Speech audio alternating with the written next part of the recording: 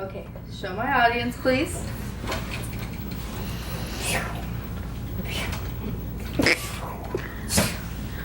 Thank you. My name is Chelsea Pasomas. This is my informative speech. Okay, orca whales, or more commonly known as killer whales, are known as the top predators of the sea. Even their nickname, killer whale, implies that they are cold-blooded murderers.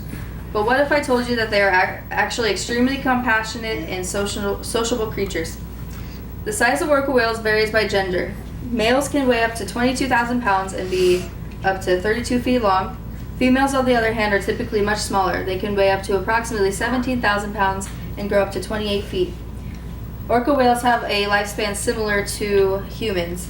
Males usually live to be 50 to 60 years, while females can live to be up to 100 years old.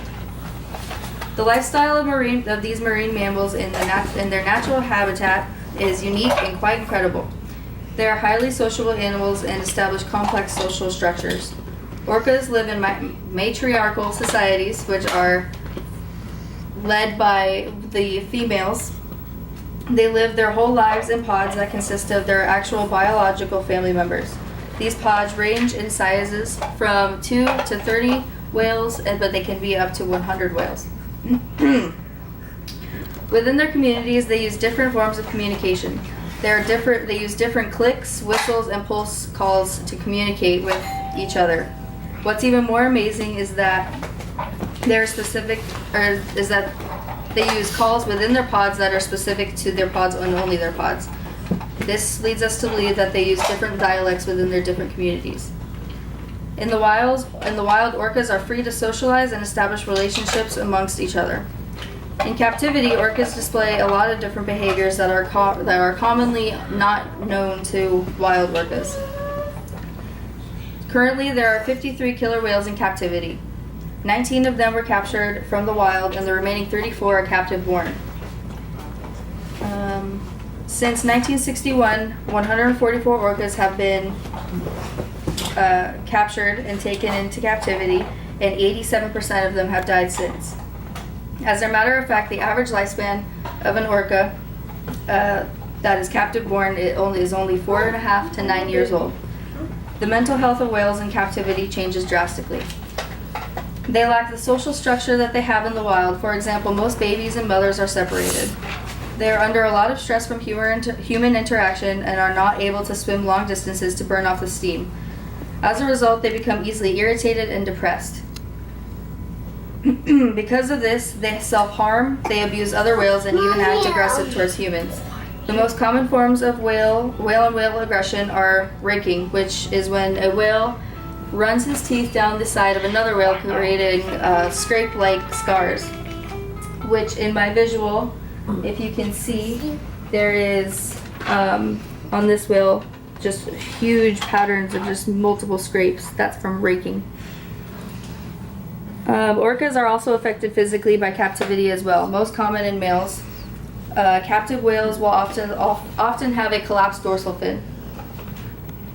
This is a result of not being exercised enough, which their dorsal fins are usually strengthened by water resistance while they're swimming through the ocean. So as you can see here, I've got some examples of some of the orcas in captivity with collapsed dorsal fins.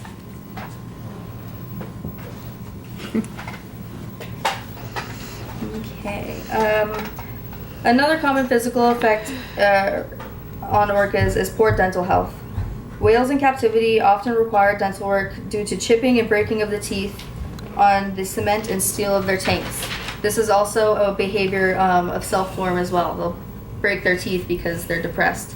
So as you can see in this picture, this whale has, you can see multiple cavities and breaks, and even has some teeth missing in the front of its mouth. Okay. Now these negative effects aren't necessarily the result of abuse or mistreatment from the trainers or employees at aquariums. They are simply just the effects of them being taken from their natural habitats and put in a drastically different environment. There is absolutely no record of an orca whale attacking or displaying acts of aggression towards humans in the wild. However, in captivity there has been over 100 incidents of injuries and attacks on humans. In fact, off the coast in Nootka Sound, Canada, off the coast of the Vancouver Islands, there was a baby whale who the locals named Luna, who was separated from his family when he was only 1 year old, and he stayed in Nootka Sound, and he was the only orca there.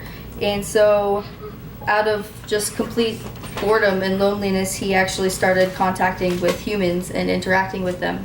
Like, he would let them play with them, and he would play with the buoys and stuff off the side of his boats. And it was all voluntarily. The relationship he built with these locals and the obvious attempts of communicating with them just displays how incredibly intelligent these animals are, and how much socializing takes a role in their lifestyles.